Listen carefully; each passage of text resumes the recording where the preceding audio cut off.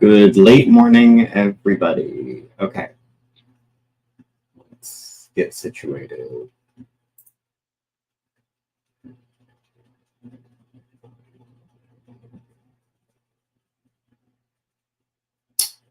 Okay, hello, everybody.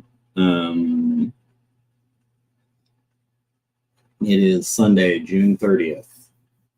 I'm starting a little early, just in case. I put out invites to see if anyone wanted to join in. I don't know if they will or not, but in case they do, I thought I could get some stuff out of the way before people show up, potentially. So, first things first, as always, 3 things from Gary's library.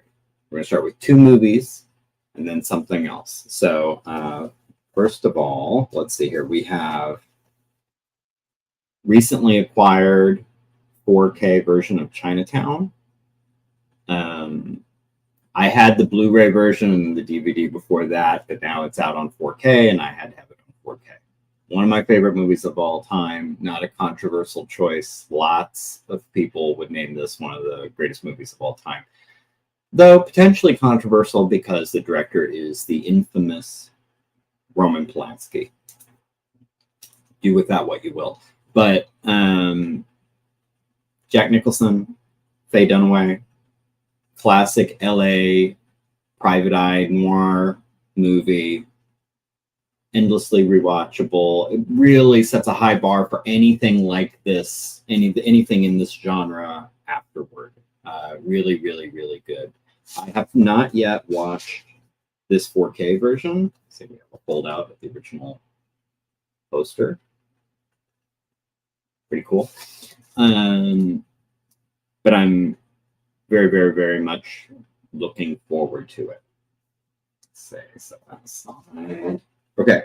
Also, recently rewatched, for various DvsM reasons. Watching this isn't going to tell you a lot about the new DvsM, because what I was looking for was something very specific. But Lone Star, I think we're going to check my work. John Sayles? Yes, John Sayles, director. I don't think he directed a lot of things. I don't remember offhand, but I feel like this might be the only one of his that I really was into.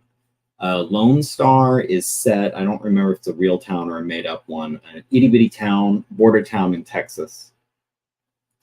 It's kind of a multi-generational story. It's about the sheriff investigating some skeletal remains found outside of town that appear to be the remains of a former sheriff who went missing, who everyone seems to agree is just a huge piece of shit, and no one really missed him when he was gone. But the current sheriff's dad was always sort of, maybe not so far as implicated, but it was always a possibility that he had something to do with the original sheriff's disappearance. And his son, current sheriff, had always given him a little bit of side eye, partly for that, partly for other things.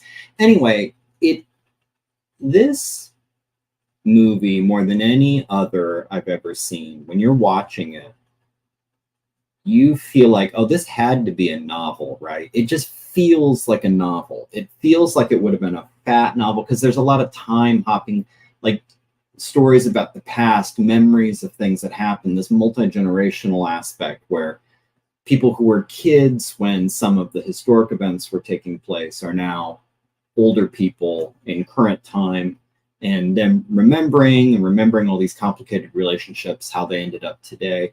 It just feels like this had to have been a kind of neo-Western novel, right? And somehow it wasn't. It was just an extraordinarily written script that feels like a novel. It's really, really good. It's really, really interesting and watchable. When did this come out?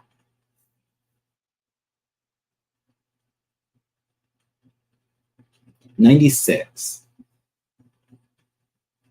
to me, it feels, I don't know why, I can't put my finger on why, it feels kind of 80s to me. Not in a bad way. I don't know. If you've watched it, or if you do go and watch it, maybe you'll see what I mean. Super, super good. Has kind of a crazy ending, though, that I still, to this day, when I rewatched it recently, still don't know how I feel about that ending. And I don't want to spoil it, but it's pretty far out there. I don't know. Anyway, okay, so there's two of the three things. The last is sort of a cheat.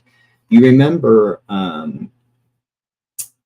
last time or the time before, I was talking about how I had placed an eBay bid on a lot of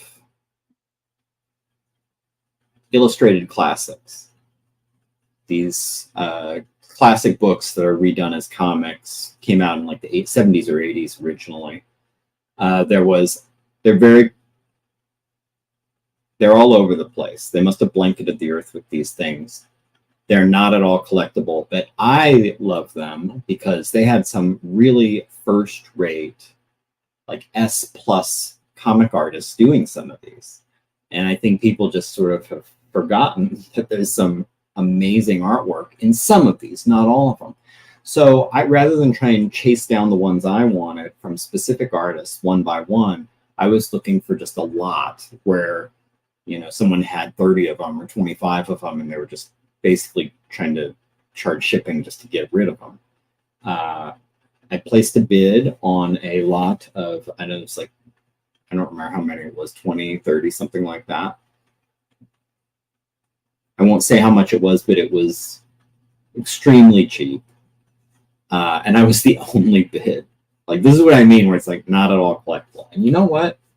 So I won. Here is my new pile of illustrated classics. Let's see how many we got here.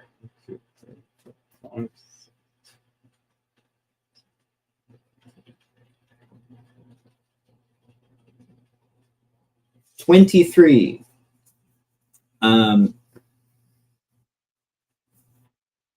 Ridiculous, right? So I've been going through them. If you remember, my original ambition was to find all the ones illustrated by Nestor Redondo, who's one of my personal favorite comic artists. I've got all the ones that he did, but it's also given me the opportunity to find some that other artists have done, that artists I wasn't aware of, that was kind of blown away by. For example,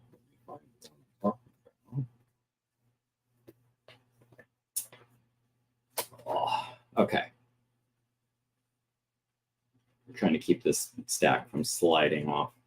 Okay, so this is their version of H.G. Wells's The Invisible Man, illustrated by Alex Nino. Now, I don't know if it's Nino or Nino. It doesn't have the tilde, but I'm assuming it's Nino. I have no idea, though. But apparently, I was talking to the Making Comics guys, and according to Scott Lost, Alex Nino is not some unknown artist. Like, I guess he's just someone who has escaped me. But I was going through this book and not only loving his work in it, to me, it's more useful as DvsM inspiration than Nestor Redondo. Even though I've mentioned in the past that Nestor Redondo is an early influence on my aesthetic and my idea of what I think looks cool or not, I'm not trying to do Redondo or anything Redondo-esque in DvsM. It's a totally different kind of look, because he's working with quill pens or brushes or something, and I'm not. I'm basically working with like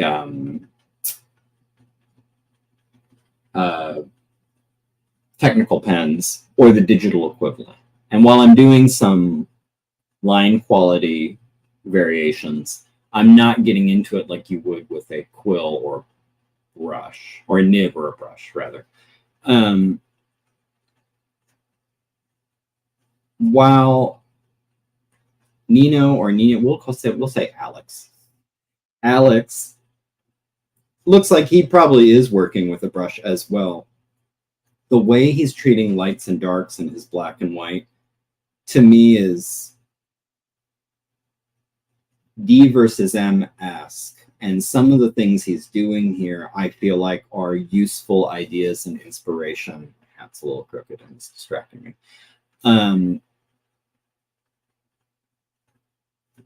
Going forward, and I'm just going to show you some of it. Like, for example, here's an example of like panels I think to me look very DvsM. Like, I feel like I have drawn things like with that kind of look. Okay. There are.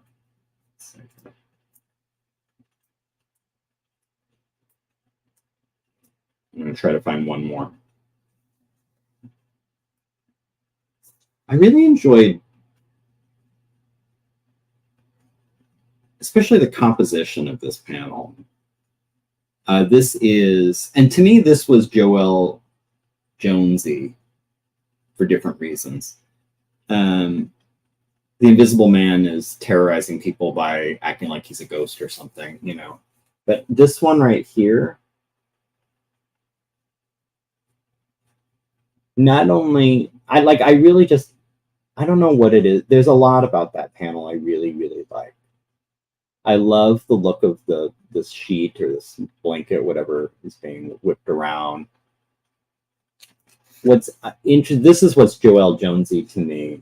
I wouldn't do this in DvsM because I'm too much of an accuracy wonk. But do you see how the pattern on the woman's dress doesn't follow the contours of the dress? Like, it's almost like a zipatone, kind of like, let's just put this pattern all over it with no consideration for whether it's rolling away from you or toward you, or whether there's a wrinkle here, or whether it should be kind of crushed or whatever. Anyway, this was a fun, Alex N was a fun discovery, and I'll be trying to chase down more of his work. But anyway, I've been really enjoying going through these. It's been an emotional roller coaster because some of it's just super nostalgic for me because, like I said, I had a few of these when I was a kid. Some are fun inspiration where it's like, oh, that's a neat look and that's interesting and maybe I can use that.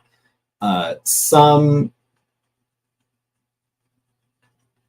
like the Redondo stuff, I'm so struck by the ability on display. I have to admit, when these showed up in the mail the first night, I was sort of digging through them.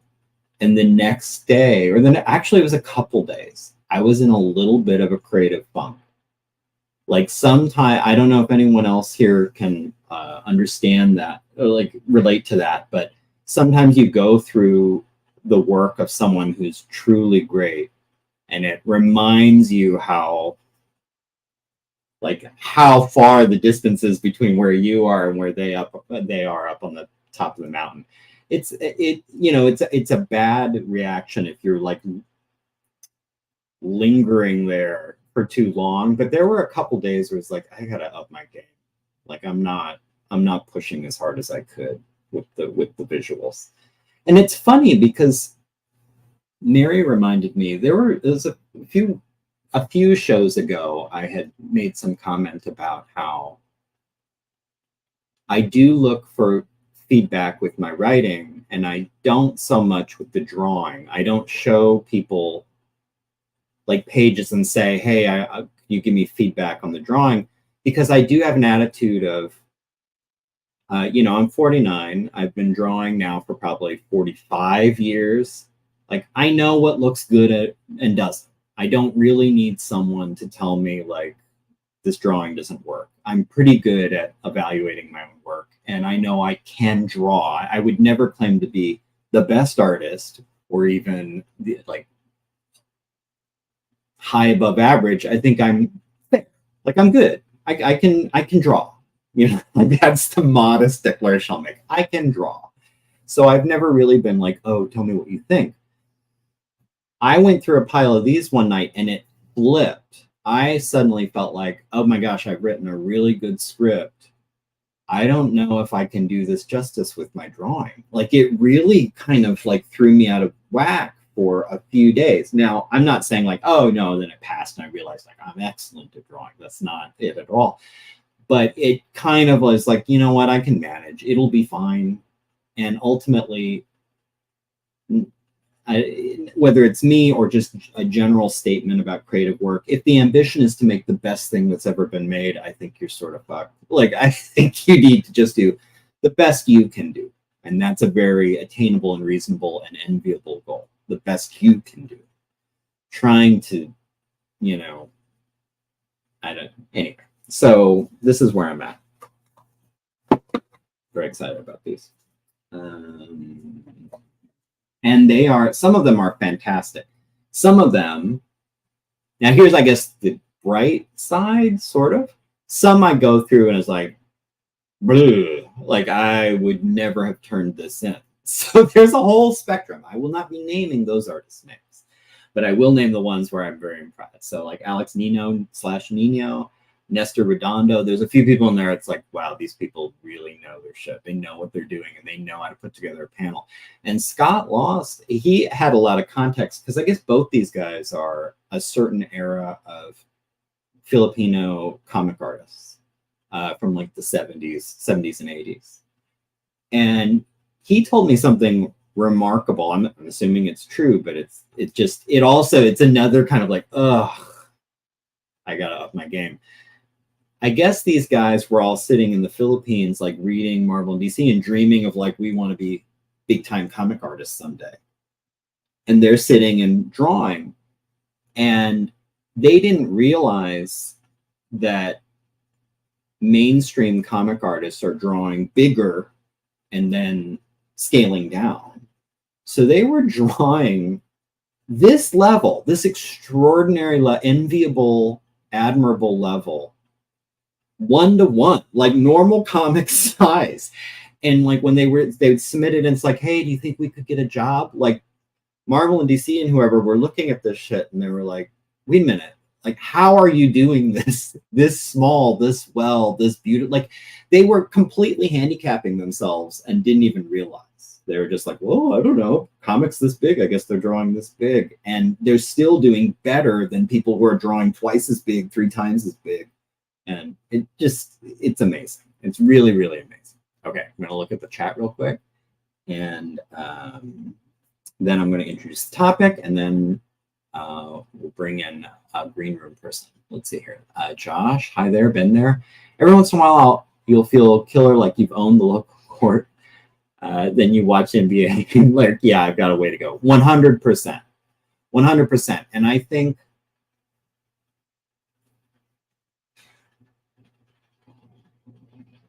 to me, and I hope this doesn't offend anybody, I hope you take it in the spirit intended. To me, the local court is sort of the indie scene. And what's interesting about the indie scene, I think part of what makes it an indie scene is the range is broad. It is the local court where there's some people out there with the ball who don't know what the hell they're doing. And then there are some people who are really, really good, like scary good, and everything in between. Where when you're looking at the NBA, it's a tighter range, okay? The indie range is wide. The local court range is wide. I think, and I've talked about this in different ways for years now, I think the danger of the local court is when you're judging your own work and looking for other people to compare, not to be like who's better or worse, but just to self-evaluate. It can be too easy to select the people on the court who don't know what they're doing and look at them and say like, I'm a pretty good baller. I'm not too bad. Like I know what I'm doing out there. When you're comparing to people who can't play, Quentin Tarantino talks about this a lot, but there was one interview in particular where he was talking about he was working in a video store trying to write scripts, and he was trying to do his thing wherever, I forgot where he's from originally. And he finally hit a point where he realized, I'm the most talented scriptwriter of everyone I know, and that's a problem because no one around me writes scripts. Like, so what? You know, what does it matter? Like, he realized, if I really want to do this, I need to go and surround myself. I need to go to LA basically, and I need to surround myself with people who know what they're doing, because I have no way to judge how good I am right now. I'm comparing it to people who aren't doing anything. I think that's a danger I've always perceived in the indie scene, is depending on who you're sampling against, depending on who you're comparing against. You know, you're either okay, like I feel when I'm looking at like these examples, or if you look at, you know, at certain other examples, you're like, I'm amazing. This is crazy. Like, I'm a savant, you know, and it's like, nah. Depending on which direction you're looking at this basketball court, this was in maybe a way very useful as I'm on the brink of starting to draw a new book, to remind myself, like, there are people out there who knock it out of the park with every single panel, and they're amazing. And any one of those panels, you would be so proud if it was in your portfolio. Like, those, I think, as long as it doesn't make you feel small and therefore not productive, I think those are the ones to always keep, you know, in the corner of your eye. Like, that's, you know, that's a fish in the same pond I'm trying to swim in. Like, just remember, like, don't worry about the guppies and the tadpoles. There's sharks out there. There's some, you know, I don't know if this is making sense, but it makes sense to me. Anyway, let's say here, Richard Fairgray's output makes me question things. Yeah, no, that in terms of just productivity alone, like, he's a great illustrator, a great cartoonist, great storyteller, but his productivity is crazy. I don't even understand it. I genuinely, I'm not even saying that in like just the way you say it. I genuinely don't know how he's, like, what does a 24-hour period look like with him? What is he doing? I can't wrap my brain around it. Which, by the way, I just got a pile from him. He just fulfilled one of his recent Kickstarters. I backed a level that got me a bunch of back issues that I think I had not gotten before. Anyway, let's see here. It's part of why it's important to aim for the moon, but also accept you can't hit it yet. Yeah, and I think, you know, you should never hit it. That's my just off the cuff. If a goal is attainable, how good was the goal? There's your meditation question today. Never be the smartest person in the world, for sure. Yeah. I think one of the earliest conversations we had, Josh, you said something, or maybe it wasn't even a conversation. Maybe I was watching you in a video and you were saying, if you're in a room and you're looking around and you're better than everyone in that room, you need to be in a different room. Like, that's like, it's better to be looking around and being like, you know, and feeling like you need to raise your game. Chris Ware's work really hits me on a identity questioning level. Yeah, no, there are some people who are so far, like, if we're talking about Charlie Burns' Black Hole, there are some that I look at and I don't even feel the twinge because it is so ridiculous. It is so far beyond, like, I think the ones that are the most painful, but also the most productively painful, are the ones that you feel like are just out of reach. Like maybe I could be there. Maybe if I had worked harder the past 30 years, I could be there. Or maybe if I really buckled down, or maybe 1 in 100 drawings, I could almost be that good. Not consistently, but I could maybe do that. Like those are the ones that I think are most useful, where it's like the old image of like the donkey with a fishing pole, with a line, with a carrot right in front of its face, where you're constantly like, that's to me the sweet spot. Like art that is significantly better than what you can do right now, but you think maybe you could get there. Maybe. There are others, and those are the ones that sometimes make you feel like, ugh, I need to try harder. There are some so far beyond that, that you're not even feeling insecure or challenged by it. It just seems like an alien world.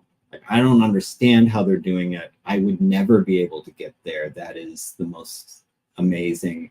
It's like the difference. I heard something just recently.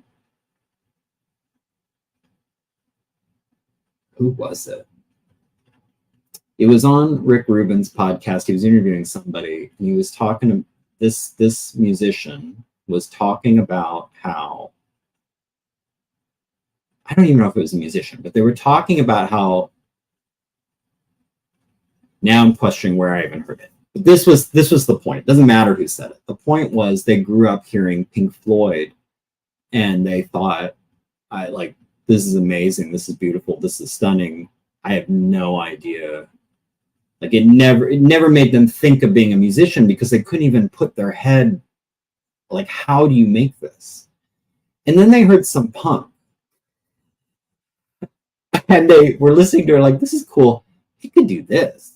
Like I could do something like this, you know? And that emboldened them to like, I'm going to try to like do music. They needed something that seemed, even though they couldn't do it right now, it seemed attainable. Pink Floyd was too far out there. Pink Floyd was like, I don't even know how you get there. I don't even know how you start. I don't know where the thoughts are coming from. That hearing some like just, you know, garage punk was kind of like, okay, that's doable. That's like, maybe I could do this. Let's say her. That's how I feel a little bit about art, and particularly comic art. And that's when I see like a Charlie Burns, I think that's Pink Floyd. It's amazing. I love it.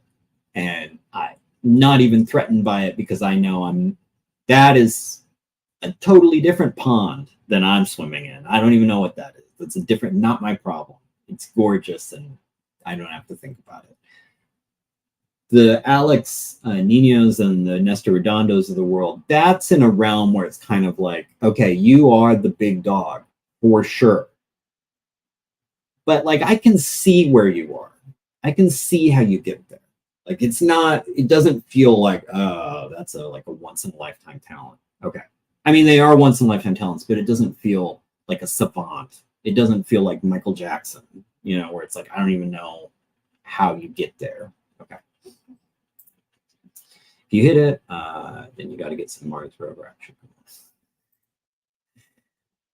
Yes, Sisyphean tasks, absolutely. Yeah. Yeah, it's that kind of, yeah.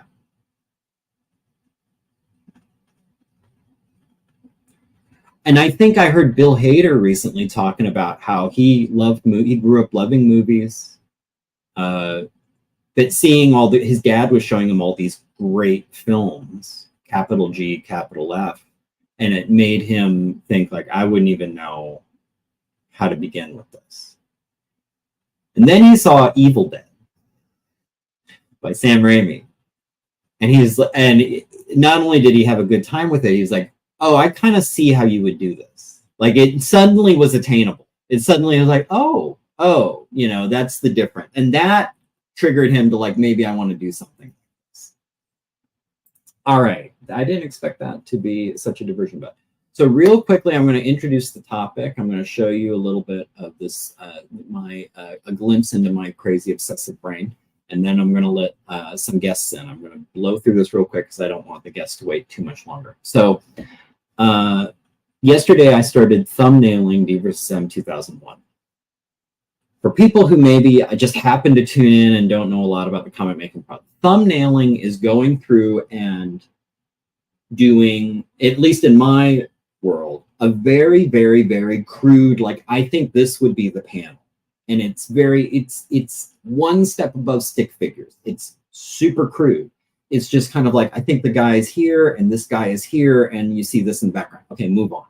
It is super rough. So what's happening is I'm sitting in the library. I have a stack of gridded out sheets for my panels. I've got my script on one side and I'm going through and I'm reading the script and it's like, okay, I think this is a panel. And then I think this would be a panel. I think this, and I'm trying to work through the entire script. Now, all the DvsM so far have never had more than really a couple characters. There might be more people in it, but it's never more than one or two people talking, or, well, two or three people talking at once. It's usually fairly narrow, fairly limited. And so I've never had to think a lot about where is everybody and how am I framing this? Like, you know, now these two are talking and that's making this guy chime in and this guy's responding to the guy who chimed in. And how am I framing this? Like, thinking of it cinematically, like, how am I going to show who's talking, who's responding, who's listening and getting ready to chime in? And I got to a sequence in the script where I have 6 guys sitting around a campfire, one of them in a hammock, talking, telling stories, arguing, like, you know, goofing off, telling, like, ribbing each other, the whole thing. And when I'm trying to thumbnail this, I very quickly realized I'm a little lost, and I resorted to just writing, this is the dialogue that will be in this panel. I don't know what it looks like yet because I haven't dialed in, like, where everyone is and how to view them. That's not something I normally had to do this early. Normally I would thumbnail and then do page layouts and then get lost in the details of what's in the background and what do we see. And, like, you know, because it's always been 2 people talking and it's very standard, like, here's this person, here's this person, here's this person, here's this person. Here's a panel with both of them. Here now with this one, now this one. It's very straightforward. You have 6 people talking. It's a little confusing. So just here to show you what I was doing to try and get myself out of this confusion, I'm going to share a quick little slide I made last night. So here are the 6 characters of DvsM 2001, not final art. And so let's see, from left to right, top to bottom, we have, like, in the upper left, we have Chip. All these names will be explained in the story. Next year, you can buy the comic and figure out these are all kind of call signy sort of names. There's Chip. Next to him is Cowboy, very obviously identified as Cowboy. To the right of Cowboy is Patty. Starting on the bottom left, we have Ted.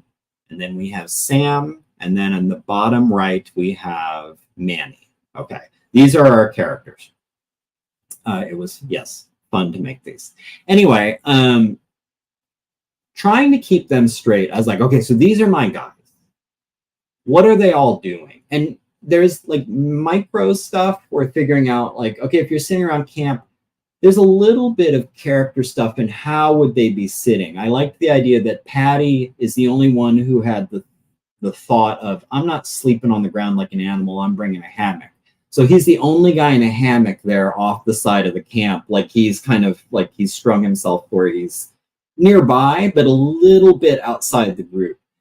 And then Ted down here, this lumberjack looking guy in the bottom left, I picture that he maybe sort of sleeps sitting up. He's kind of always on. He's like this cigar store wooden Indian, always kind of there, just sort of watching. Like, you never see him totally out, totally down. He's kind of just always sort of at least semi up, like sleeping might be against a tree, like sitting up against a tree, so always up.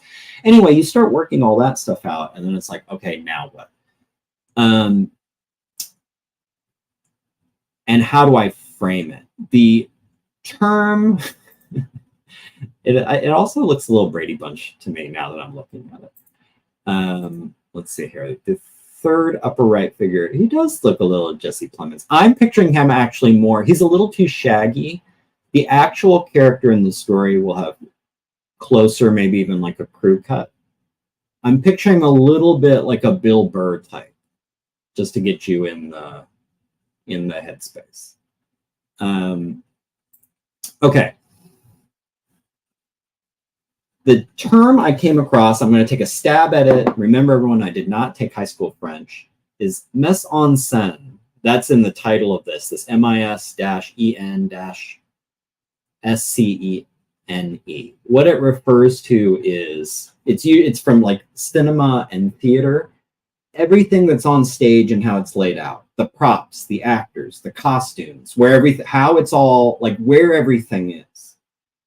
And I had to do some element of that to make sense of this campfire scene for the framing. Like, so if Cowboy is talking to Manny, if Sam is talking to Patty, if Ted is talking to Chip, like how am I framing that? And then who do you see? So this is the silly solution I came up with, partly because of my this is where my head goes from building virtual crime scenes at work. This is not extraordinary work, but it shows how I dug myself out of the hole. Okay. Do people see this? Yes, they do. Okay. This is SketchUp. This is a very rudimentary view of the campfire scene. And I wasn't going to sit and make like little figures, but like, this is where everybody is. This is where I think everybody is in the scene. And I programmed in camera views for framing ideas when I'm trying to like, okay, this person's talking to this person. How do I want to frame it? This person's talking to this person. How do I want to frame it?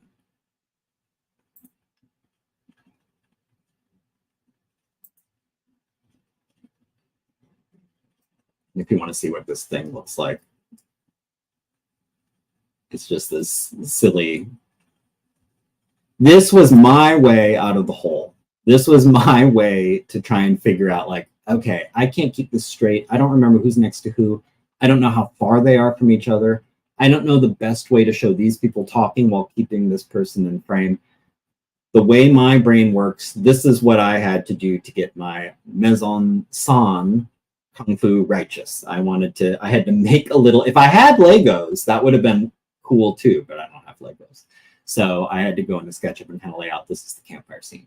Now I'll be able to circle back to the campfire scene, the thumbnails, and have a better idea of like, okay, this guy is talking to this guy while this guy is listening. I can load up my model and move it around and figure out like, this would probably be the shot. This is the shot that gets all three of them in where you can see their faces. Or this is the shot where you can see this guy. Like, so I just wasn't able to, just with the powers of my imagination, keep that all straight in my head, the geography of it straight. This now I can like, okay, this may not even be final. I might see as I'm thumbnailing it like, oh, you know what? I should swap the positions of Cowboy and Sam because it works better for a further panel. Or like, you know, I should swap out like maybe Chip and Sam should be swapped out because it makes for a better panel later on, if that makes sense. Okay. That's my thing today. Let's bring in some guests. Let's stop that screen. We have two people in the green room, both far more talented than me in their respective ways. So let's bring in Scott Circland and Jim Lujan. Hi. You can't see in the backstage who else is the. I'm like, who's the other? Yeah, guy? It's the mystery of. Yeah. It's like it's not even a green room. There's like green cells. And you don't know. It could be someone else. We don't get to hang out. Jim and I don't get to hang out in the green room. You said it was going to be Scott Baio. Oh yeah, sorry. I'm sorry. I knew you wouldn't show up unless I floated the possibility of meeting Scott Baio. Oh well, so not a bad Scott substitute. Yeah. How's it going, guys? Good. And I was excited. I like thumbnailing. I think thumbnailing is like one of the most fun parts of the entire process. And I think it's very interesting and telling that you've actually made it work. Hard work. Yeah, I have made it work. No, I wasn't expecting, it was like I alluded, I was sitting there at the library. I got to, now, Jim, you've read the script, Scott hasn't. I got to that part where they're all sitting around the fire talking. And when I was going to thumbnail it, it had just never occurred to me, like, I need to know where everyone is if I'm going to thumbnail this. I have no sense, of, like, I know Patty's in a hammock because I had written that.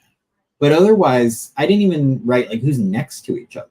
Like, and it made me sit on scratch paper trying to draw, like, little circles, like, I think this is maybe this. And then you start thumbnailing it and realize, like, well, that's a lot of cuts because these two guys who are talking can't be in the same frame unless I do like this wide shot, which is not interesting.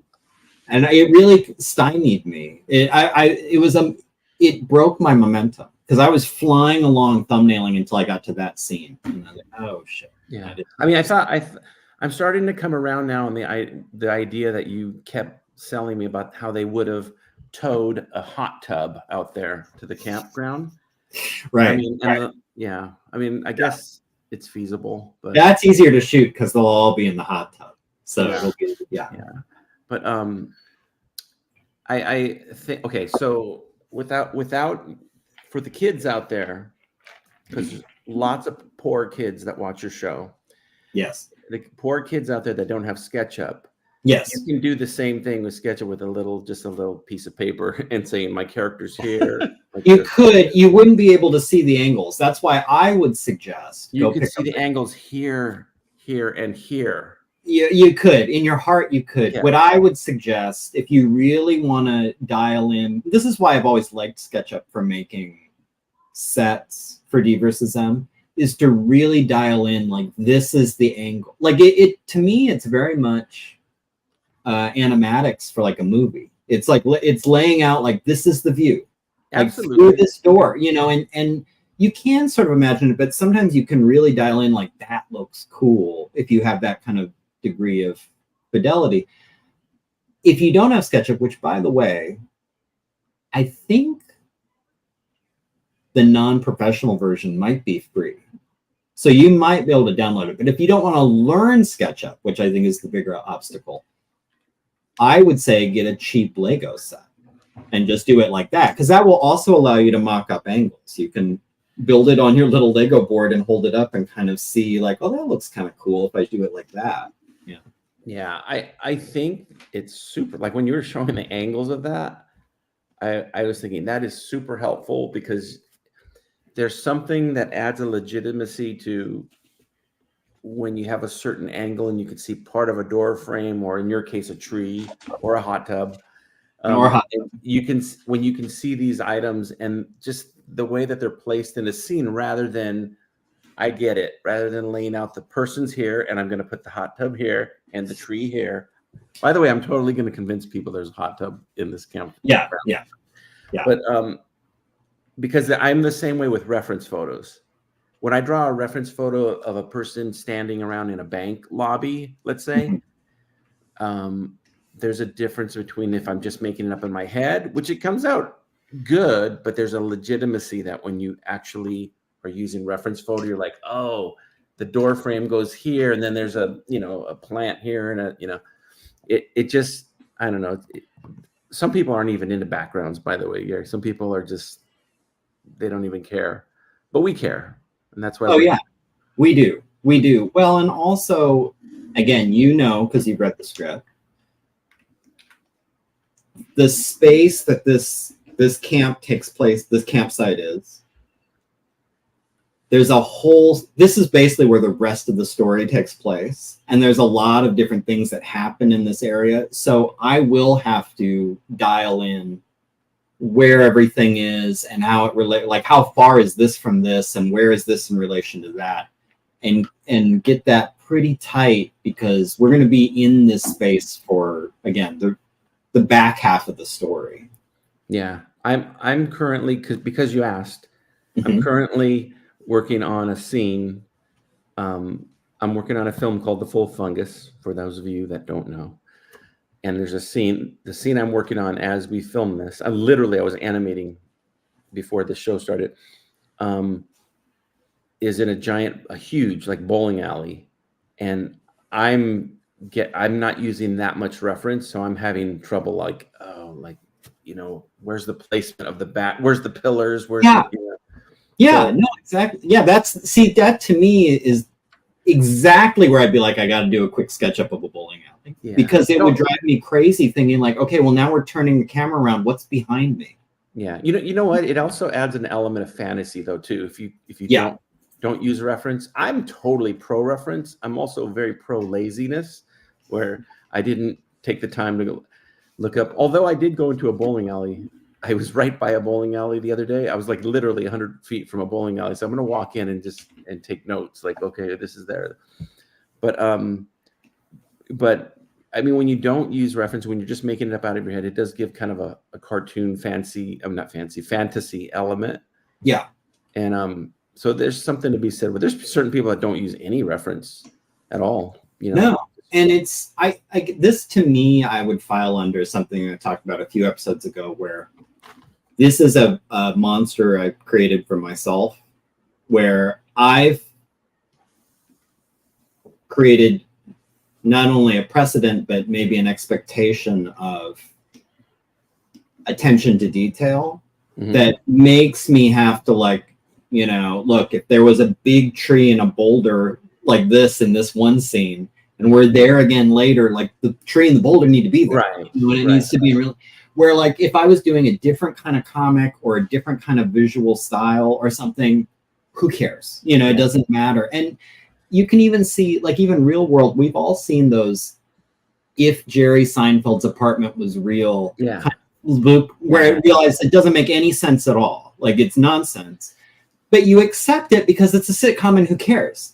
On the other hand, like if it was some other kind of director, some other kind of movie, whatever, and you notice like this doesn't make any sense, it would completely check you out. I think that's the box I painted myself into with DvsM, where it needs to make sense, and you need to be able to realize like he's thought this through.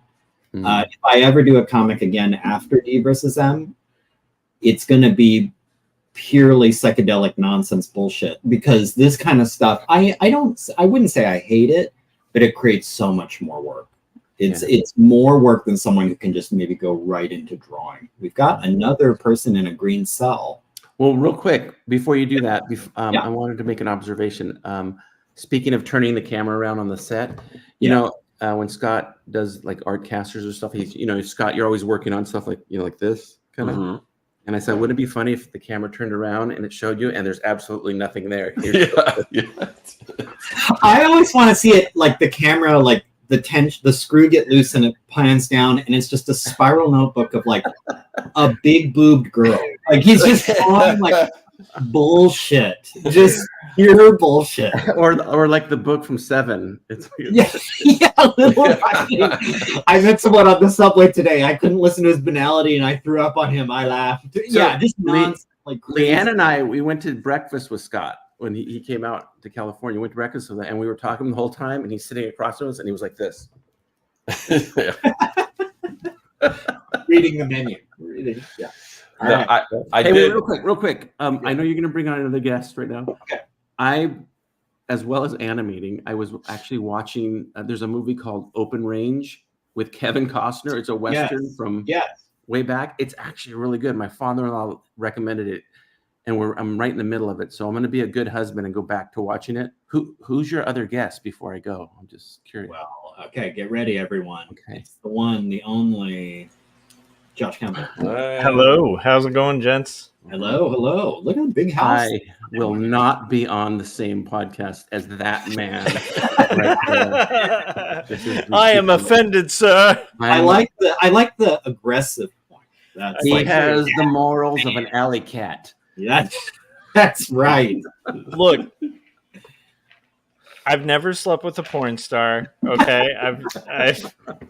I left everything great. Like every time I enter a room, it becomes better. Yeah. right? And then when you enter, it just gets worse. That's basically how it is. But when I and while leave, I'm it gets talking, you better. just need to start zoning out as if you're going to die in about 5 Right. seconds. You could And drop that try to in. accurately. All right, Josh, I'm high five. I'm handing over the mantle of responsibility to you.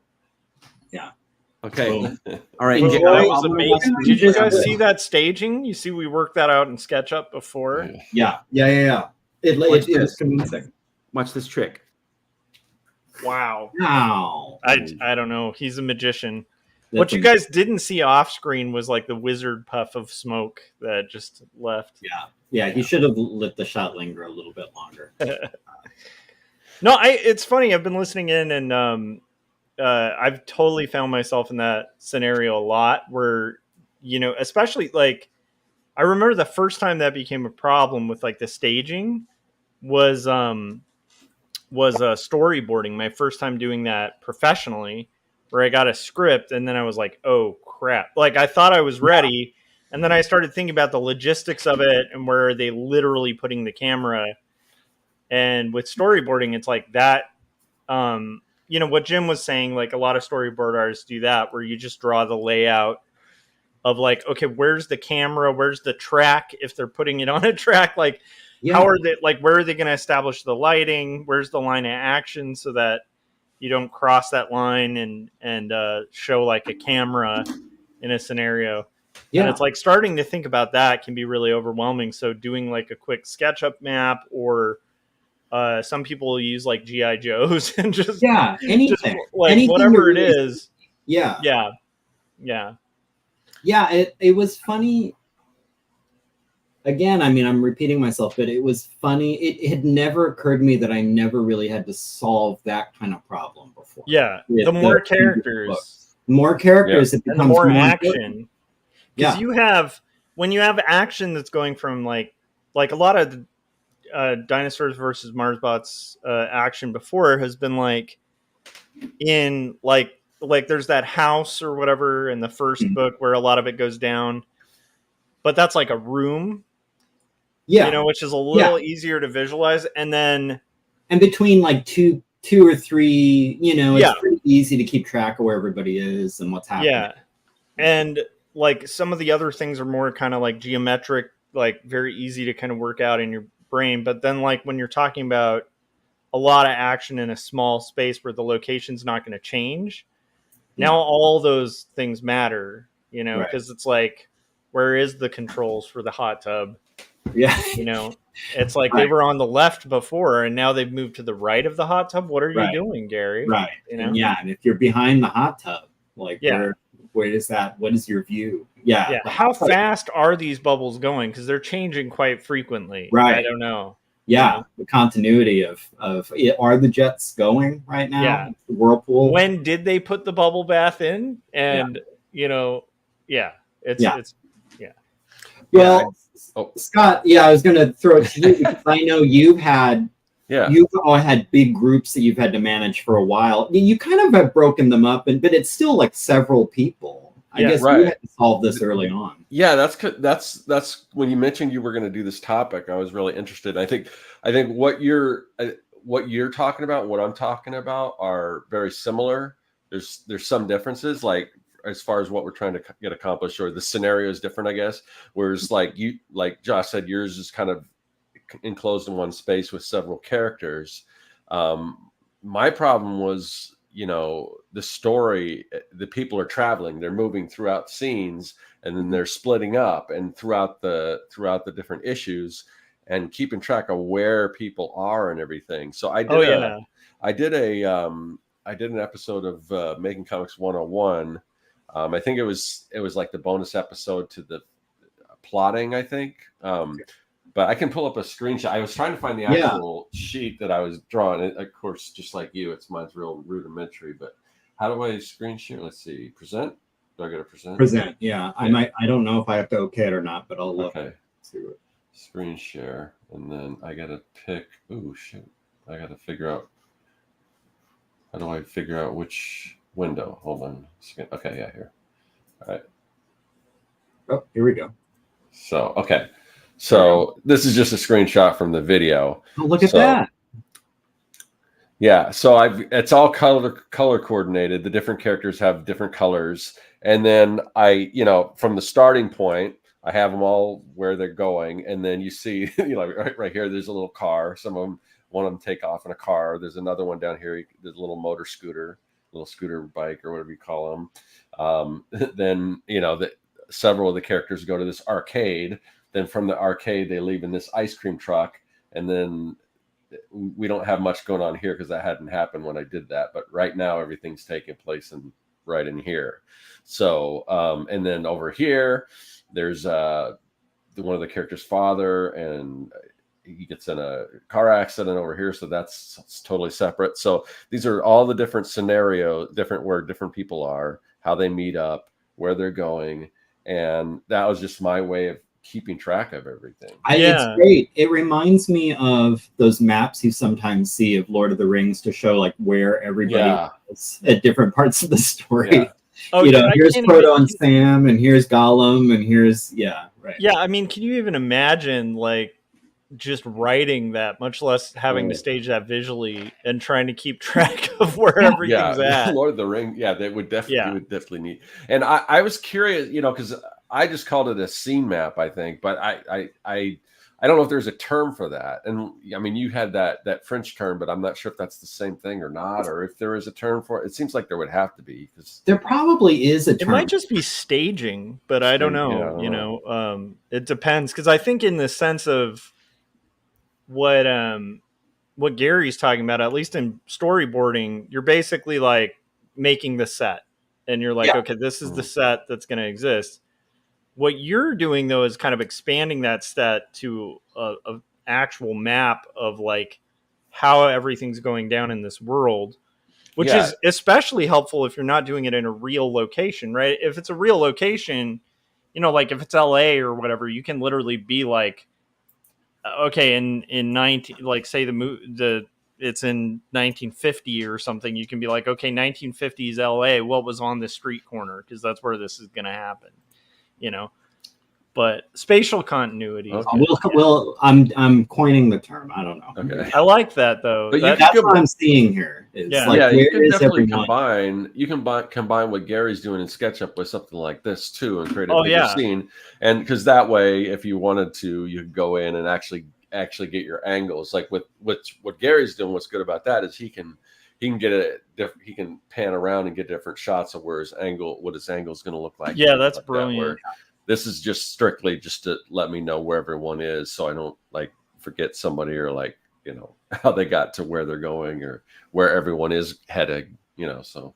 Well, and importantly, since I work a lot from life reference, I also need to dial it in a little more closely, these angles and things, because I'm going to be taking pictures of people and I need, like, for example, Josh, you volunteered to play the Sam role. If Sam is leaning up against a tree from this angle, and I know I'm going to draw him from this angle, that's the picture of Josh I need. I can't just take some random picture of Josh and expect it to be helpful. I need to know, like, well, this is the angle I'm going for, so I need something like this. So, and I use a lot of photo reference too. So like when I do thumbnails, it's like really important for me to understand the staging and the lighting, and then work out those kind of technicalities of like, okay, who's in this scene?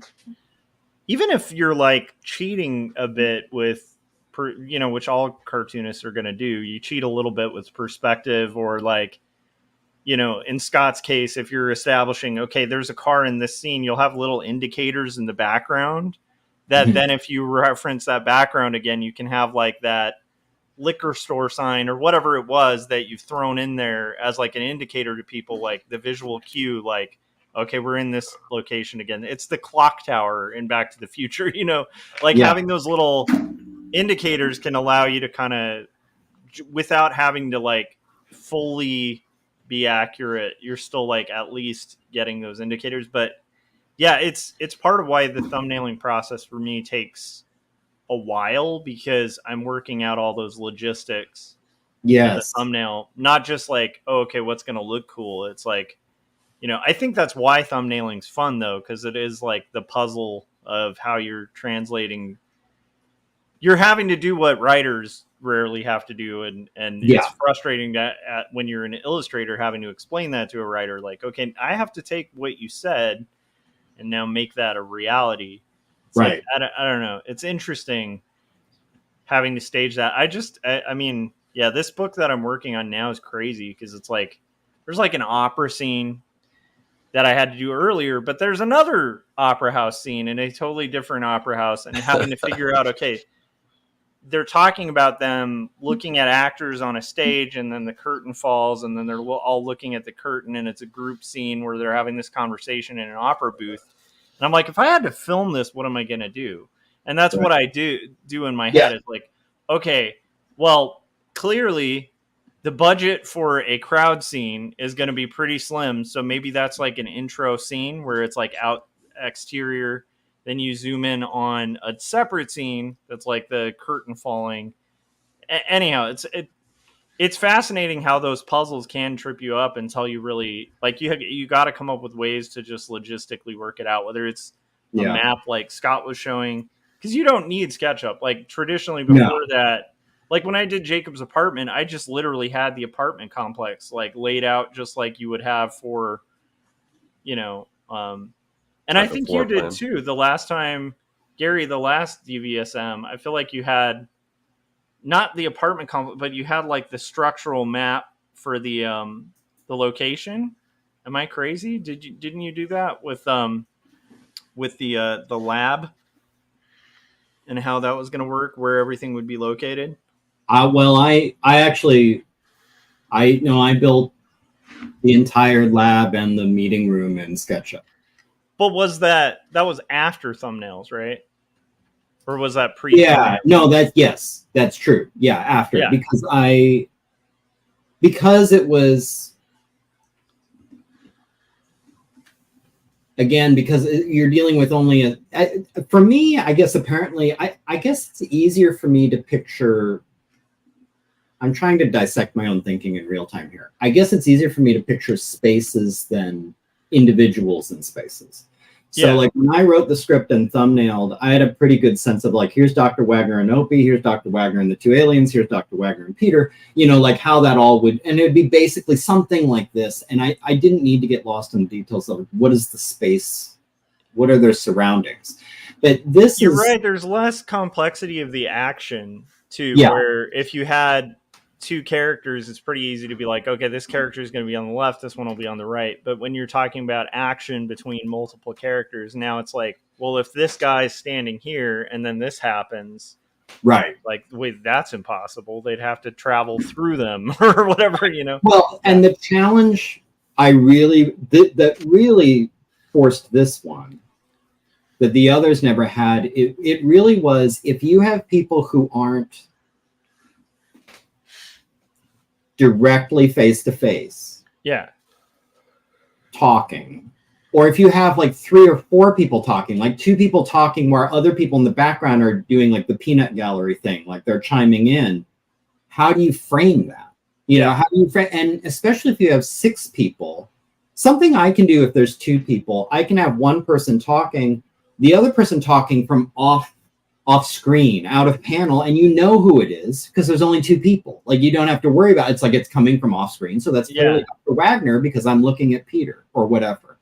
When there's 6 people, you can't use that. Like you can't have just a phantom dialogue bubble coming in from off screen because it could be any one of 5 people. So it's like, okay, if I need to see who's saying this, now it becomes a nightmare of like, all right, now I really do need to know where everyone is and how to angle this so you see who's talking, unless I'm going to cheat this in a way where something they're saying is unmistakably from this guy. Like there's only this person would say this, know? And that's where I suddenly like dead ended, where I realized like, I don't know how to frame this because these 2 guys are talking, and normally I would just go back and forth between them, but now I've got other people talking. Yeah, that's a good point. And I think Young and the Dead is pretty comparable to that too, because it has like multiple characters. You're not talking about like 2 main characters. I mean, there is a main character, but it's like it's a group endeavor, It's a group, yeah.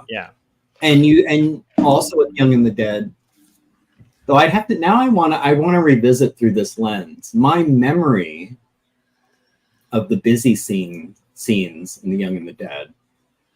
Scott, it seems like you'll do, like if this is our stage, and characters are standing in the stage, I feel like you're a fan of kind of doing this, so you can kind of see, like, you know, you can see where everybody, like you'll go like a high angle where you're kind of looking down on them and you can see like people behind. I love the look of that. It's not the easiest for me to draw, but I do. It's a pain to draw. Yeah, because now you're drawing. You have to draw people in perspective, you know. Yeah, if you do low, see, that's why it's not why I do a lot of low angle. I just like how it looks. To me, it looks dramatic to do kind of low looking up at a character. But the beauty of low angle is sometimes you don't have to draw anything except the character, because what's above them, nothing. Like there's sky, or there's like, you know, a picture on the wall. Like there's nothing up there. But if you're doing like high angle looking down, now it's like I'm drawing the carpet, I'm drawing, I'm drawing everything on the table, I'm drawing their feet, I'm drawing, you know, like I'm drawing all this stuff that I wouldn't have had to if I had angled it a little differently. But now I can see everybody, and I can see everybody in the room. So that's another thing to keep in mind when you're doing this might be good portions to do the Frank King trick. You know, so there's always that too, where you do that overhead shot of the scene, but it's all a bunch of different panels in one location. You know, as they're moving throughout the scene, you can have the panels literally compose one big scene, which I could see you easily doing with the specific location that you've got. It's rife for that. So as they move throughout it, you're literally following them move. Right. Just to make it more complicated for you. No, you could. It would be, but ironically, the way I'm imagining it anyway. Yeah. It would be easier if they were moving around. Yeah. Actually, if they were moving around, I wouldn't even need this, because I could just write in through author God power. Yeah. Like, Chip walks over to Sam, you know, like, so I don't have to worry about, but the problem is they're all like now rooted. Yeah, they're pretty rooted for a while. Rooted for a while because it's camp. You're sitting in your sleeping bag, or you're on your sleeping bag, you're around the fire, it's the end of the day. Yeah. Like if people are milling around, you can just make excuses for like, you walked over to Patty now, like, and now it all makes, you don't have to worry so much about like, well, where is everybody? Like they're moving. Yeah. They can be wherever you need them to. You know what? One of my favorite tricks with that kind of scene is and Swingers had this brilliant shout out to it as well. But it's like the Tarantino shot from Reservoir Dogs, where it's like they're all at a table and it just rotates around. It's like a lazy Susan from the center. Yeah, yeah, yeah. And I think that's a good way to kind of work those kind of scenes sometimes too. But yeah, that's hard, man. A campfire scene is an interesting challenge. Swingers and Reservoir Dogs, those scenes might be worth revisiting for inspiration. I think the trick is so to do that, whether you were Quentin Tarantino or Jon Favreau, you're placing them based on your script. You're looking at your script and saying who's talking next. And you're probably arranging them around the table so it makes, you know, like, so it's this guy talking, now this guy talking, now that guy talking. Like, it makes sense. Yeah.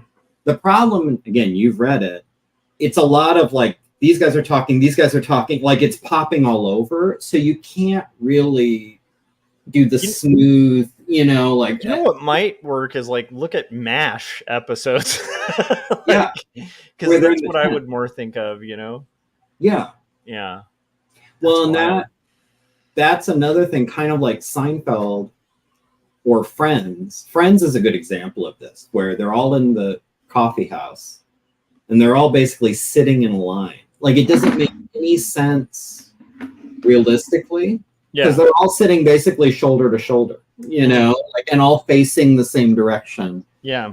When in real life, you would sort of, you know, like you'd kind of create a little bit of like a camp. You know, so you'd all sort of be able to see each other. Where but you don't think about it again because it's Friends, like it's whatever, like it's sitcom language, and you just accept it. Where this is, you're used to seeing in sitcoms is everyone on the couch facing more or less the audience, even though that doesn't make any sense realistically. Yeah, and often on those sitcoms, it's like they're always in the same spot. So it's like you'll even, it's like they almost create that fake language for the sitcom where it's like, oh, well, so-and-so's always on the couch, or always Kramer's always coming in from outside. Yeah. And it's always this way. And everyone's always facing, like no one has a conversation in the bathroom, like it's always here facing this wall we never see, watching a TV we can't see or whatever. Like it's always this way. And again, the monster that I've created with DvsM, if I've got people around the campfire, I think my original thought was like, oh, I'll just kind of do them like a half moon this way, and I won't do a full circle. And that will make it easy to shoot because I can just kind of go like this. But to me, it's like, why isn't anyone sitting on that other side of the fire? And again, like 6 guys, like they're not going to be all like, here, get close, buddy. Sit, like you're going to spread out, So it's like how, like now, and then again, it's creating this headache of, all right, well now I got to figure out where everyone's sitting. It's true. I think that's a genius solution though, because like I've had times where I've made little balsa wood models before to just try to visualize something. It's not bad. I mean, I know Chris Ware does that too. Like if he has a scene, like I know that he's built like little houses that are like cutaways. Well, David Chelsea's done that. He showed us that too, hasn't he? Yeah. Oh yeah. And he had like maquettes. Yeah, that he built like little sculptures and stuff of people. Sometimes he'll just blob something up in clay just to be able to, again, just to like be able to see where you're at, Yeah. The fidelity doesn't have to be, I think, at least for me, the kind of visual thinker I am, or really maybe the whatever deficits I have as a visual thinker, I find it very helpful to have something. Just something. It could have been matchsticks. It could have been Play-Doh. Yeah. Just because I have SketchUp on my computer, I use it for work, I can mock something up super fast. Like it was, 30 minutes of like, okay, maybe this. And then doing like test shots. Like let's say these two are talking. What would that look like? No, that doesn't look right. And then moving Chip over this far or swapping Chip and Patty or whatever, and like, okay, how does that look? And until it's like, yeah, that could maybe work. I need it. But that's saving you a lot of time too, because otherwise the other solution is you make that map and then you start thumbnailing and realizing, well, no, that map's not going to work and you have to revise it. Right. Or you just compromise with something that is less efficient. Right. Or you just fly by the seat of your pants. You come up with some thumbnails, whatever, something like this. And then you go to the ink stage. And that's where you start to realize, like, this doesn't make sense. Yeah. Or this isn't a great angle. I want a more dramatic angle. And then you figure, like, the way I've set it up, the past 4 pages, there's no dramatic angle to be had because I didn't think this through enough. I mean, I was listening to an interview with,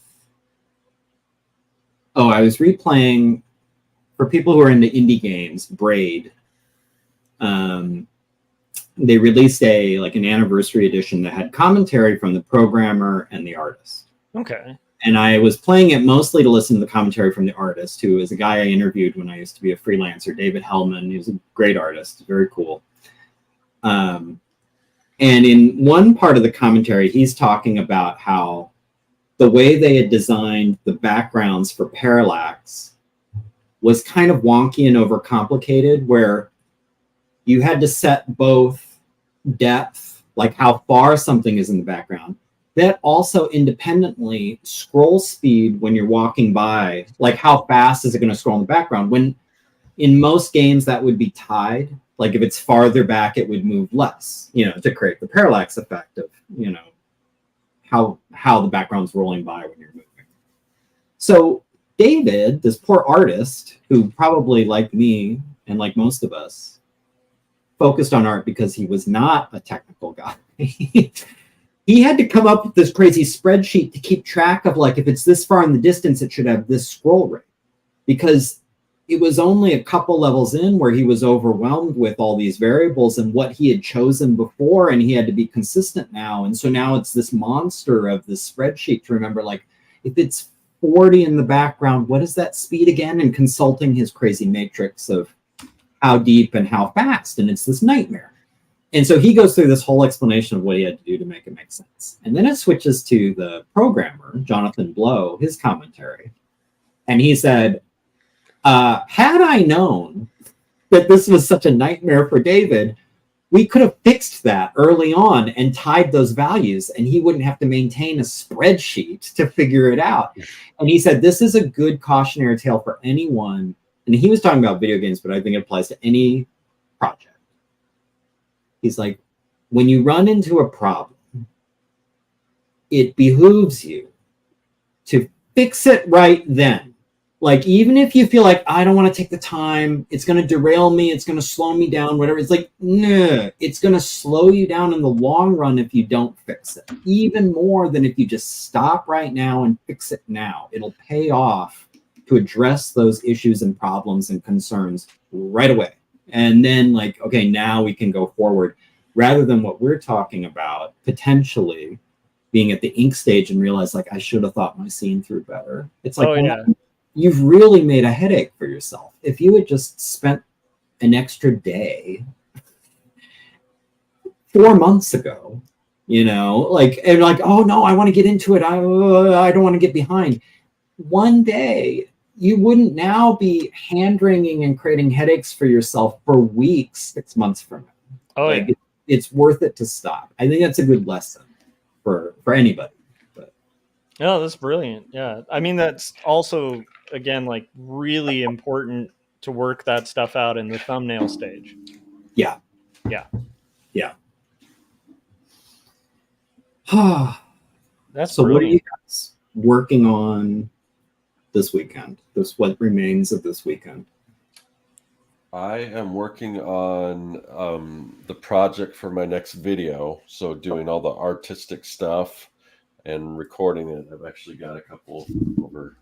I got a camera over here and another camera over here. Oh. So, and while I'm doing it, I figured this time for Patreon, what I'll do is I'm going to kind of talk about, I'm going to do a separate video where I talk about how I put together a video. So I've been doing a little bit of that too, recording that too. So that's. Can we get a tease of what video you're working on? No. Yeah. I'm wondering if I should tell you off camera, or I could. It's up to you. It's color forms. It's color. Oh, yeah. Fantastic! I won't tell you exactly what the theme is, but it's color forms. Color forms. So, yeah. Excellent. Okay.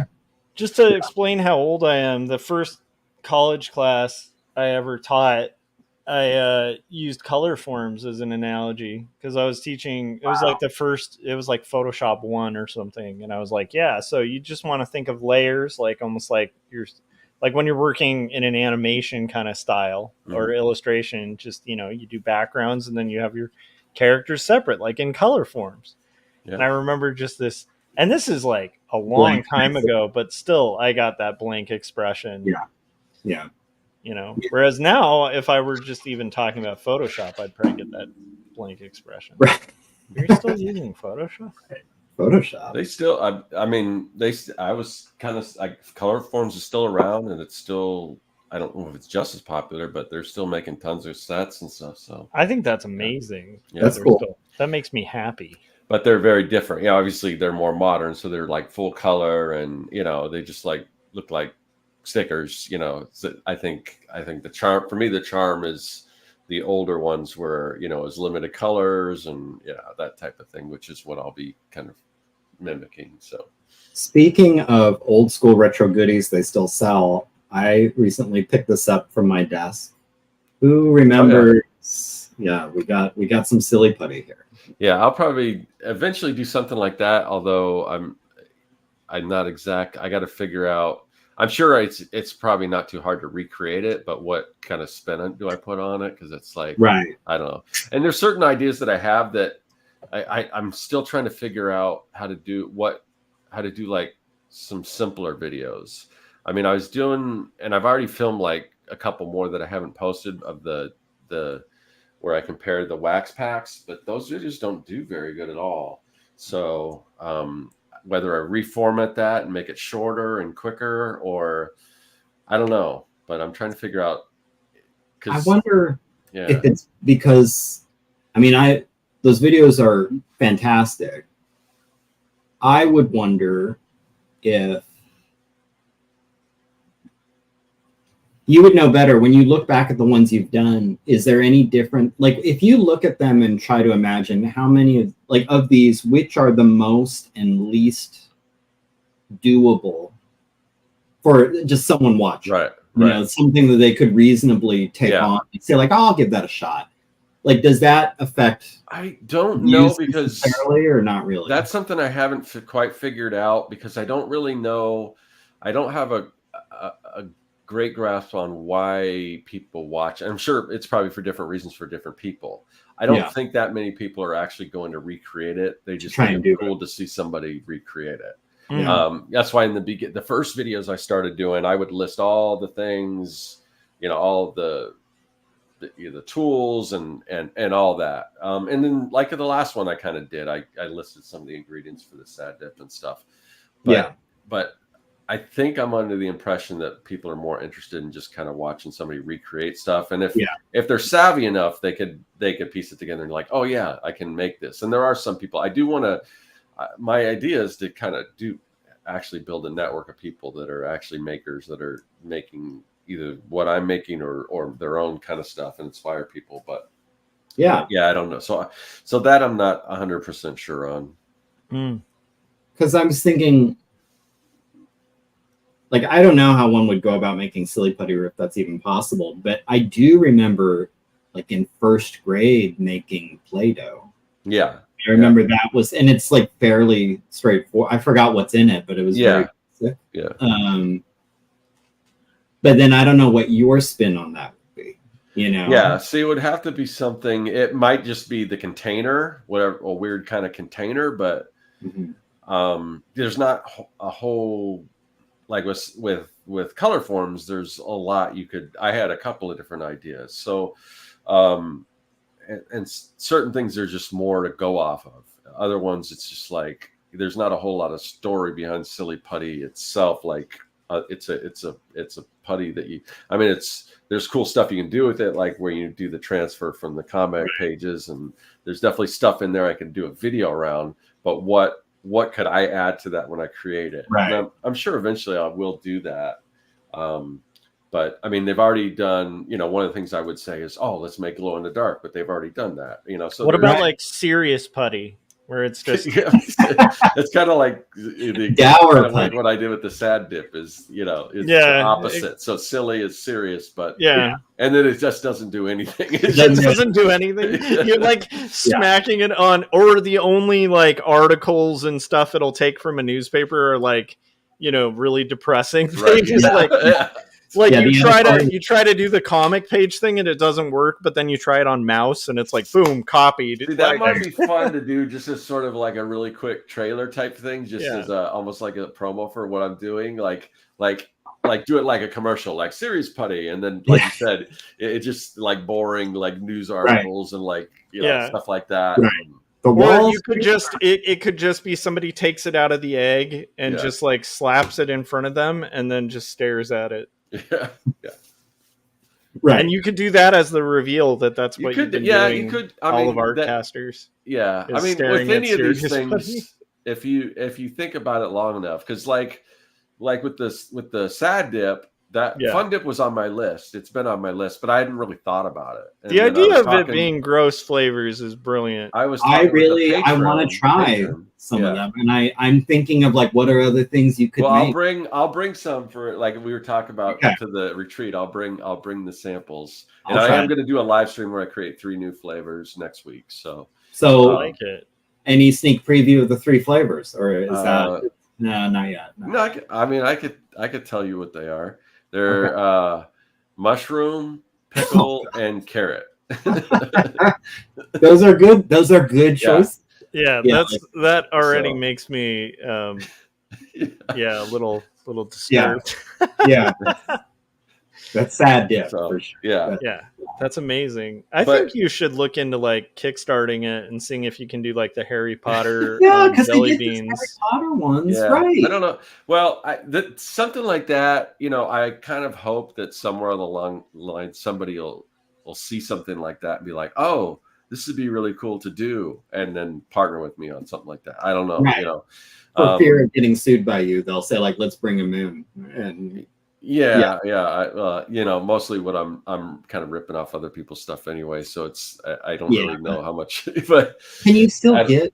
I missed it. Can you still get Fun Dip, or is that you can. It doesn't look, the packaging's been updated and stuff. I'm sure you can. could do sad dip and not like Yeah. the thing is. Oh yeah, I could totally do it myself if I wanted to, but Yeah. it's just like Yeah. that's if my videos were getting tons and tons of views, Oh yeah. then it might warrant like, oh, I can actually make some of these and people will buy it. But until I get to that point, Yeah. that's the same with almost any of this stuff. I mean, the wax packs will sell, but like I did the prototypes, and maybe they're just because they're prototypes and they're kind of pricey, but like for the Underoos things that those didn't really sell, and so it just kind of depends. Yeah. No, that makes sense. Yeah. I'm liking the videos though. So Yeah, me too. Yeah. Thank you. Yeah, I'm having fun doing them. I just just want more people to see them. So. Yeah, Well, especially because you can tell they're work intensive. Yeah. There's a lot that goes into them. Yeah. Oh yeah.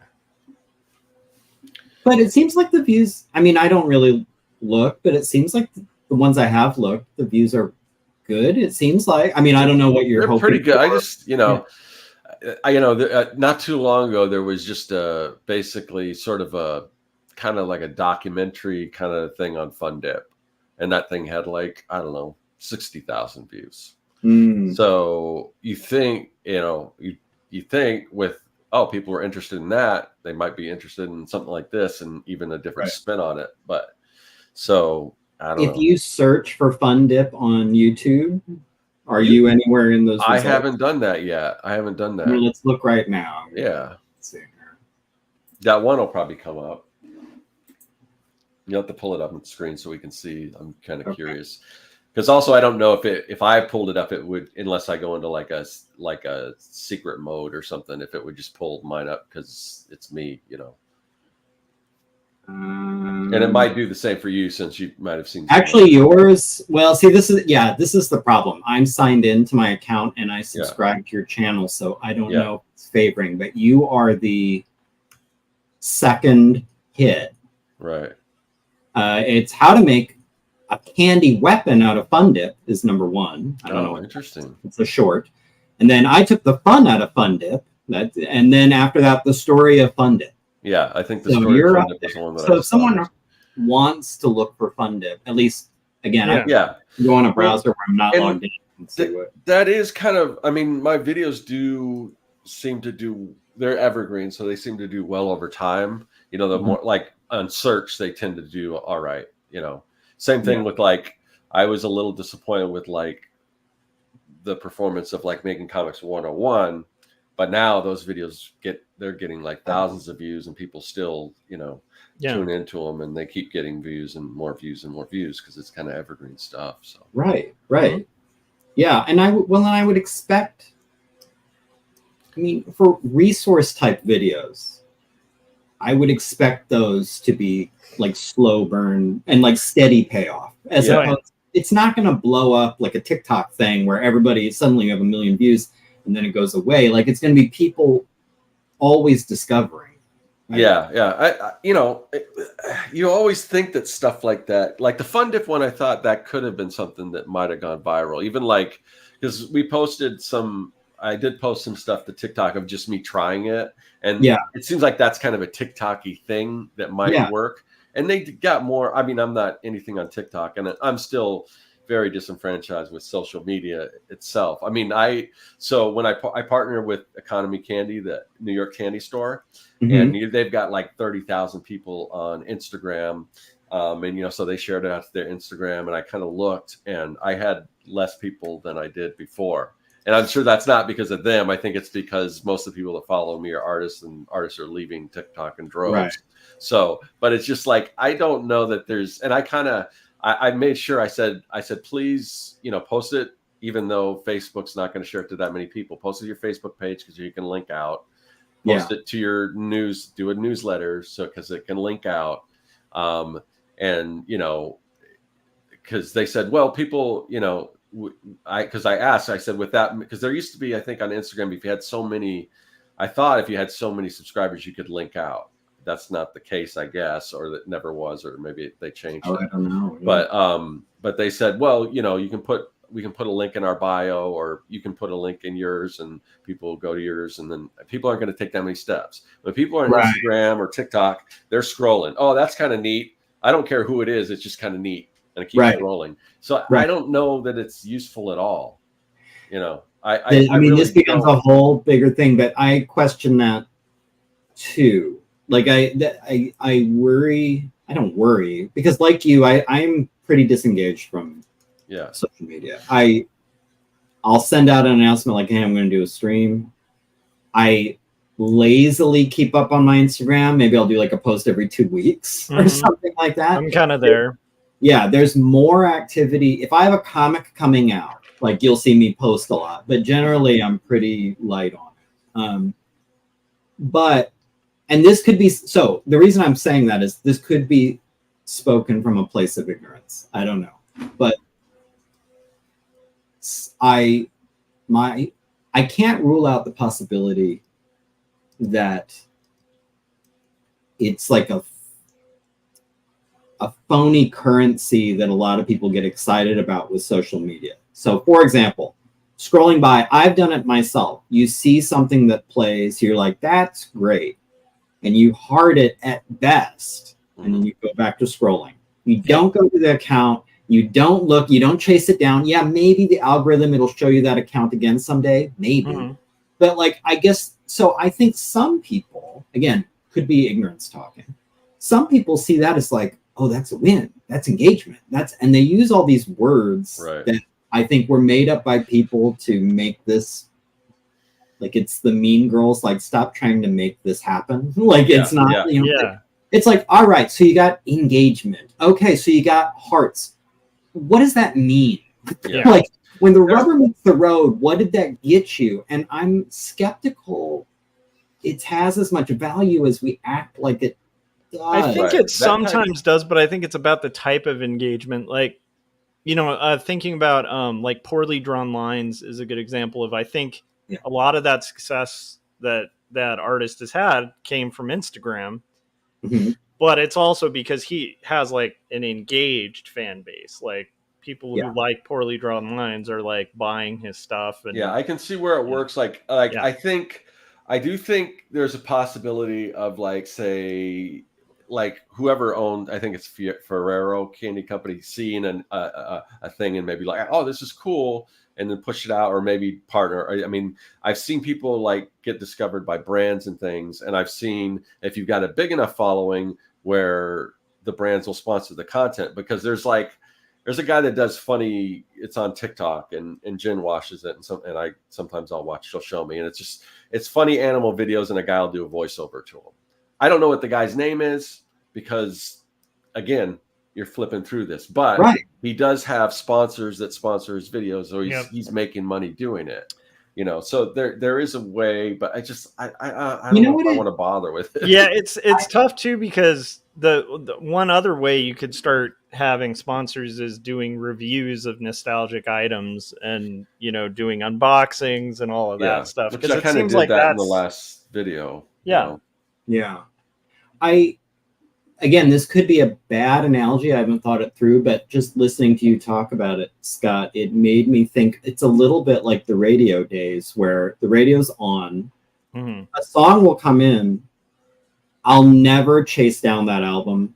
It's just like, that is I want this level of enjoyment, something to go into my ear right now, and we're going to move on. And that's the same thing I'm doing when I'm doing this. Like, it's like, oh, that's funny. Oh, that's cool. Oh, that's awful. You know, whatever. And I'm never clicking through, hardly ever clicking through with anything. Now, I try to be better, especially with artists. If I'm scrolling and I see art that I like, I try to make, just because I know, click through, follow this guy, you know, like, okay, and then go back. But I know that most people are consuming it. Again, maybe it's not a great analogy, but like radio, where it's like, or you're flipping channels. I'm never going to buy, you know, a Frasier box set. I'm just like, I'm watching it for a little bit. Haha, that's funny. And moving on, you know. Honestly, a Frasier box set I might actually buy, but I get your point.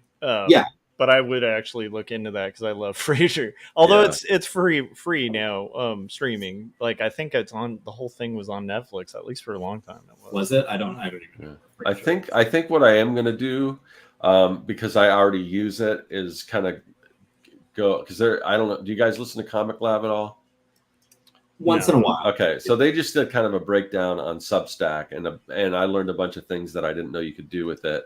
And I got to talk to Corey because I know Corey uses it, and the main thing I haven't really, other than just using it as a email promotion, I haven't really been, because I know people can discover you on Substack, but the way I've got it set up, the only way you can get the Comic Maker Starter Kit is if you join my through my web page, which is MailChimp, and I just port that stuff over. So if I can find a way to get it through Substack, then I think I can really start building that, because people are engaged, because it's like most of the people on there are writers, you know, so people read, you know, it's not something they're just going to scroll past. So I think, and because it's newer, you haven't got to that enshittification process where it's late stage and they're having to pay back their venture capitalist money. So there might still be a few years there where you can get something out of it, you know. Right. And early enough where you're not, like, I'm not saying Freds or Kara are necessarily the next thing, but there is a point before you get to what Andrew Keene refers to, and I've always liked the expression, the ocean of garbage, where there is so, like, everybody is there, and now the problem is you can't find content because it's one grain of sand on the beach. Like, you're just not going to find anything. There's that kind of ideal moment where there's an audience there, but it hasn't blown up. It hasn't been the next place everybody wants to go. It's not a household name. Burning Man. It's still like kind of that cool level. Like, if you mention Substack to most people, are going to be like, what? If you mention TikTok, they're going to be like, oh yeah, TikTok. Yeah.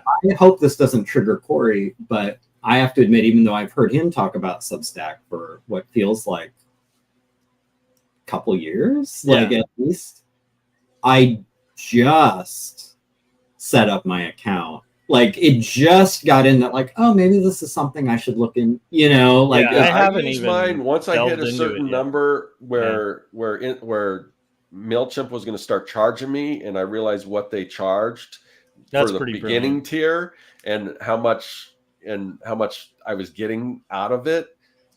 I switched over to Substack because it was free, and I got way more engagement. People were actually commenting and things like that. And there is a little bit, and now after listening to this podcast, there's a whole other way to use it and everything, which I hadn't considered. So I know a lot of writers that I know, like a lot of people who are like published, like writers, not, you know, like writing comics, but just writing books and stuff, or writing articles for different publications. They'll have Substacks where they do subscriptions and stuff like that, and there's a way to monetize it. That can be, and I don't like that I don't know if I'll do, because Patreon, I can just send people to Patreon, and I don't know if I want to split. And they talk about that a little on the podcast too, on the Comic like Lab. splitting your followers too many things. Like for instance, you know, if you have been spending, you know, 20 years, you know, building a following for comics, making rock albums over the last few weeks may not be a really great career choice. Because I mean, also, You know, might be confusing the audience. Yeah, it might be a little strange to be like, you like my comics, check out my rock and roll. Yeah, I don't know YouTube who has would their do own that. membership thing too, but I don't want to do that one because their commission on it is just, it sucks compared to Patreon. When part of because I've been on Patreon long enough that I'm grandfathered into a better percentage. Nice. But also just I don't want to have to. I mean, I'll put the stuff to Patreon, but then I don't want to have to do it to YouTube too, and have all these disparate fan things, and it's just like. And maybe is this a symptom? I'm only revealing this about myself in case there's other people who need to hear it. Maybe it's a symptom of being an older Gen Xer, or I guess I'm in the middle of Gen X range. When I try to think about why didn't I get more interested in Substack early on, or any other thing, you know, like why am I not on Patreon? Why am I not doing this? There is a level of eyes glaze overness with the names of this bullshit. Like, and like, here's the other skiddly doo-doo is like the new app that you need to get on, and there's a reflexive fuck you, you know. It's just like I'm so like I barely want the apps I have. Yep. Now you're pitching me some new, like, have you been on Bonkerville? Look, it was all much better when Tom was our friend and we were all on MySpace and there was no other social media. We should have never left Tom, you know? Right. That's no, really what it came down to. And I'm not saying it's good. Like, maybe I'm missing the boat on a bunch of things. No, I relate to that a lot. Like, too much, Every actually. 3 months, there's some new nonsense word that sounds like something the cool kids are saying. And I just, again, my reaction is like, no. It's the Generation X, the natural just disgust by like startup culture where you're just like, oh. But the good thing is, I know what this is. I had stuff marketed to me with X's all the time. Well, where it's extreme this and extreme that, and it's like it's so Bay Area. It's bullshit hacker names. I love that call out. Yeah, it is Bay Area. It is Bay Area. That's the one area of California I'm allowed to talk crap on. It's also because every single URL has been taken, so you got to come up with some weird name. Yeah, but named by you know the weird tech guy who sits in the back office. Like he somehow was empowered to come up with a name. Like the same genius who came up with like, let's take Twitter and rebrand it as X. You know, I mean. My first encounter of it was, but even Twitter, when you think about it, it's like, who came up with this name? Oh, yeah, yeah.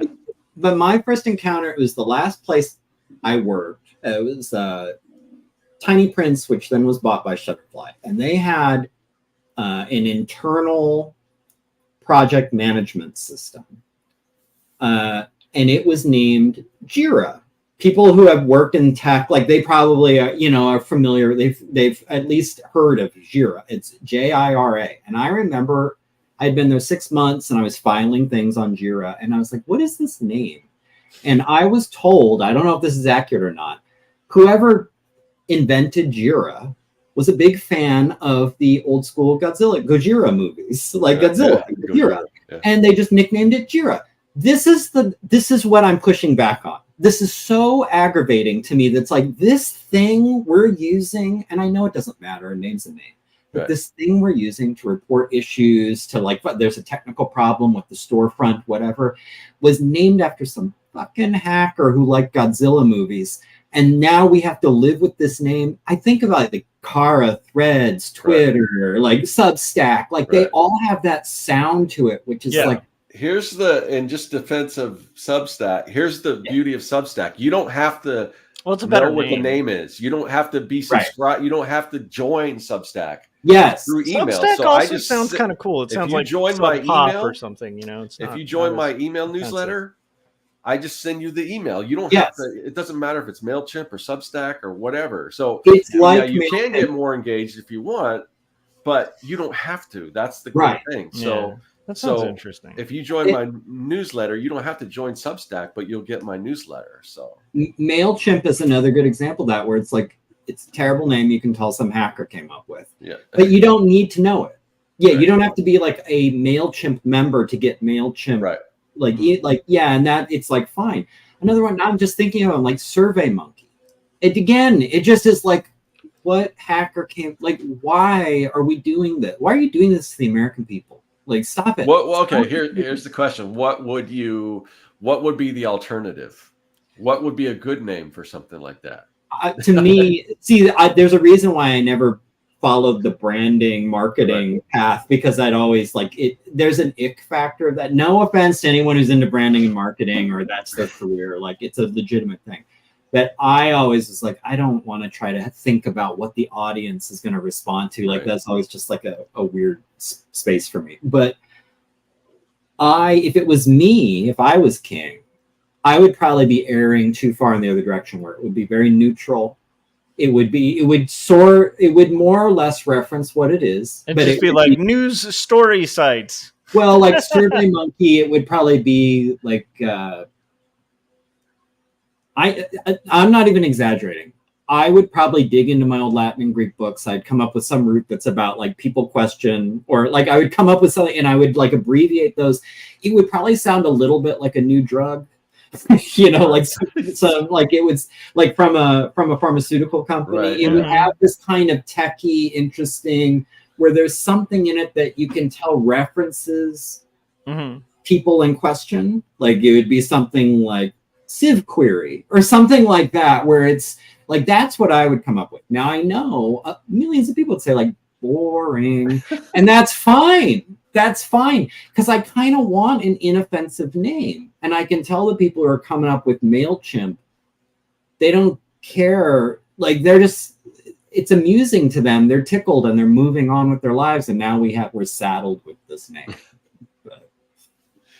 That's my soapbox moment. Yeah, I like it. I like it though. That was a worthwhile soapbox. So I will reluctantly try to get more engaged with Substack. I've always thought someday I would like a newsletter. I think it would be better just as an end run around. Well, yeah, and I mean, your history as a writer and as a reviewer or a critic or whatever. I mean, it seems like that's kind of tailor made for you. Whatever you decide, if you decide to do something with it. Yeah, I could do a periodic blog type. Yeah. I mean, I guess for me, it's always, and we're all in the same boat. Like, you have your day job, you have your private life, and then you have this artistic thing. Oh yeah. And you get to a point where it's like, I feel like I'm at more or less capacity. How much bandwidth can I free up, even for newsletter? Yeah, because like I'm like currently like this weekend just in a position where I already have so much going on. Yeah. Too many deadlines. That's why. Yeah. That's just too much. So. Yeah, that's why when I found out when I was doing that partnership with Economy Candy, and I knew that their biggest presence was on like Instagram, I'm like, okay, so they're gonna send all these people my way, and then I'm gonna have to start posting on Instagram. And when that really didn't happen, I'm kind of relieved. Like, okay, I don't have to keep posting to Instagram. Yeah. So yeah, because I don't really have time for that. Like, and don't do Substack if you don't like. For me, I'm trying to promote the videos and get the word out and stuff like that. But I kind of know how you are as far as promoting your stuff, Gary. So if that's not of interest to you, then don't bother with it. I mean, it's just No. And we'll see if this pans out. I've said for years now, you guys have heard me say this.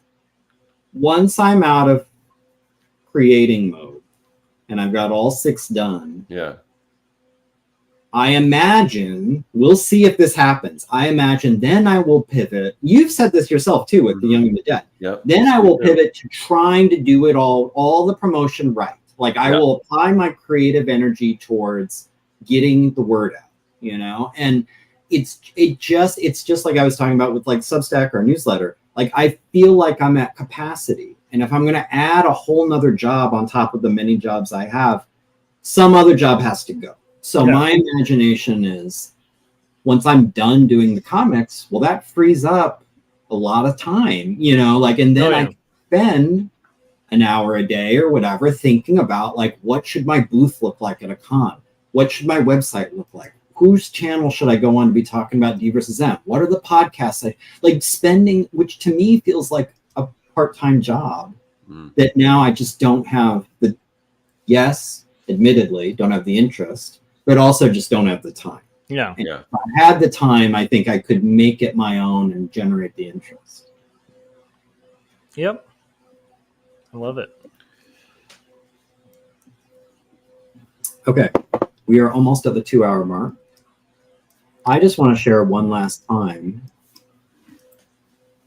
the Lego characters of DvsM 2001. That's so awesome. Which was fun to do. Actual appearances might shift slightly, but this is more or less gets you in the ballpark. It helped me keep who's who straight. Once I log off, I'm probably heading back to the library to try and finish thumbnailing 2001. I'm a little more than halfway through the book. I'm making a very deliberate effort as I'm watching the panel count, come up. Two things are happening in my brain. One thing is I'm not listening to Art Gary whine about like, it's a lot of drawing. It's like, shut up, you just settle down, you just sit over there.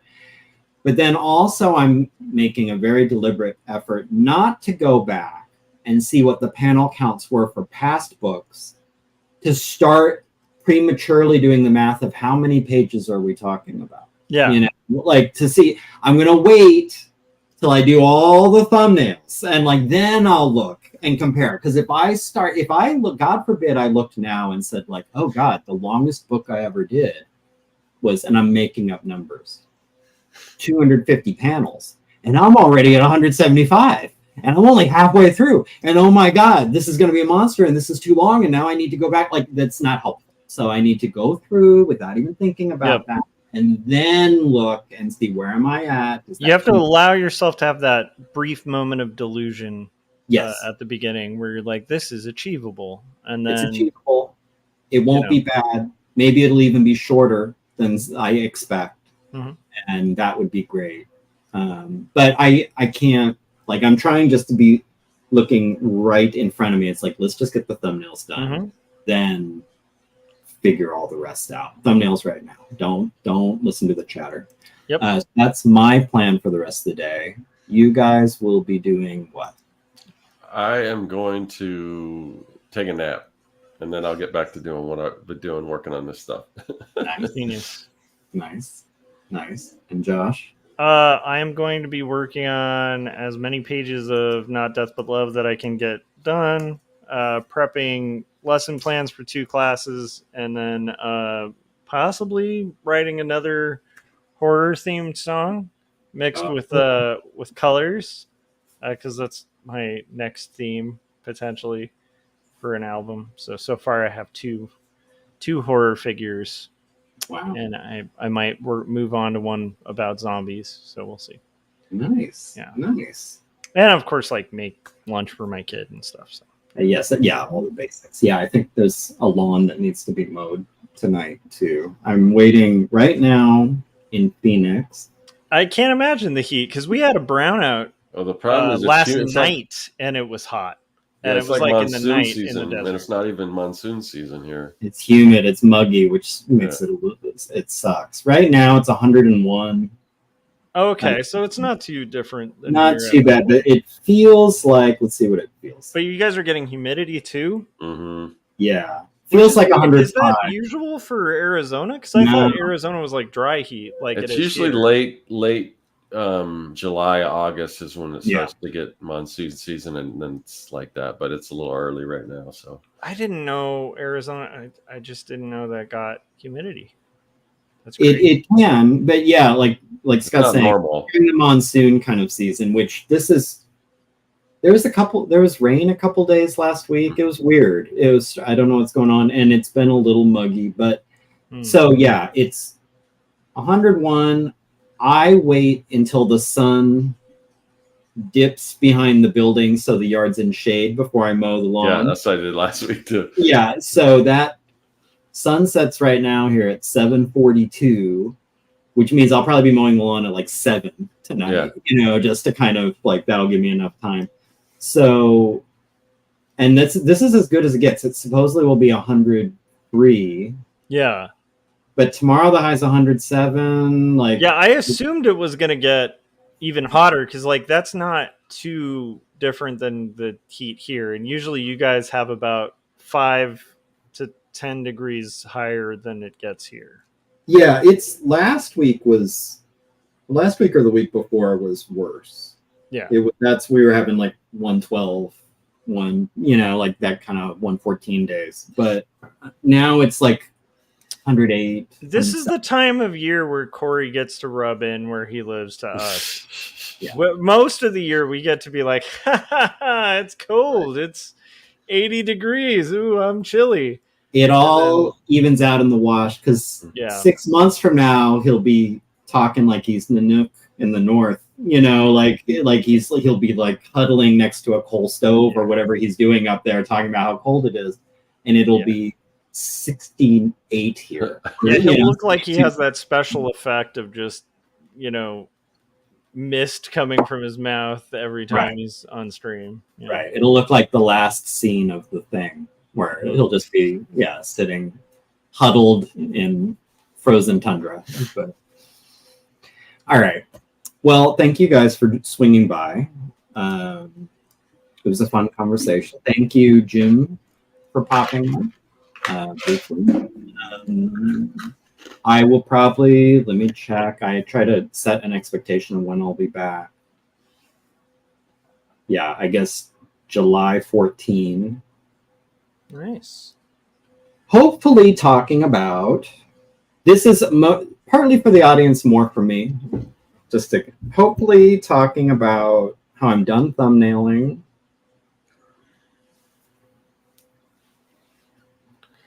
And maybe I've gone through and done like a second pass at that. Like, because the first pass at thumbnailing always reveals like, that doesn't work and this part's too long and actually I could combine these and actually I need to break these out and whatever. So like hopefully we'll be through that. Maybe even be ready to 2 weeks after that, I'll be getting ready to go to California for art retreat. So for that, I will need which people have seen me done in the past, my Excel spreadsheets with my panel list, what's in each panel, who's in each panel, and I'll be using that as reference of like, what do I need photos of, like a live model. So I'll need all that before August 2nd. So I would hope to be somewhere, like at least being able to see that on the horizon next stream. That's my hope. That's reasonable. We'll see. All right. Well, have a good rest of the day, guys. Yeah, you too. And then I will probably be seeing you next for Artcasters this coming week. Yeah. We probably should talk about it because I think it's on the 4th of July, so we might have to do a different day or figure it out. Yeah, we might skip Artcasters this week. Okay, maybe we'll just skip it. Yeah. Yeah. I would think, because 4th of July, at least around here, if we try to stream, it's just going to be explosions. Yeah, plus dogs barking and dogs barking. Dogs barking. Yeah. Yeah, that's a good point. Yeah. So you wouldn't do a different day, you just skip? I don't know. We'll have to talk about it, but we may skip. Might be easier to skip. Whose turn is it? It's Corey's, I think. Yeah. We could do like an Independence Day theme. Yeah, I don't even know if I'll be around for, I don't either. So. Yeah, I think it's better to let's just put it off till the next week. Yeah. You heard it here first, folks. That's right. It's a raw exclusive. Exclusive. Exclusivo. Here. Why is it going through? There we go. Come on. but that took longer than it had to. But anyway, okay. See you in 2 weeks, everybody. See you guys also probably in 2 weeks. Thanks for coming by.